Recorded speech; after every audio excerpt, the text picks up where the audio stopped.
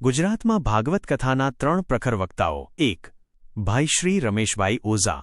ભાઈ શ્રી રમેશભાઈ ઓઝા પ્રખ્યાત ભાગવત કથાવાચક છે, જેમણે બાળપણથી જ ભક્તિ અને સંસ્કારનો માર્ગ અપનાવ્યો છે.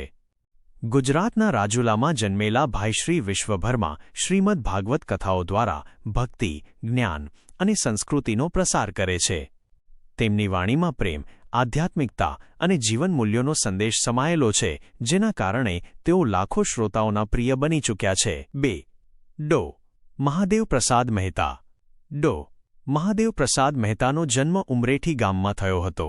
તેઓ આંતરરાષ્ટ્રીય ભાગવત કથાકાર છે. તેમણે ભાગવતને એક નવું સ્વરૂપ આપ્યું છે.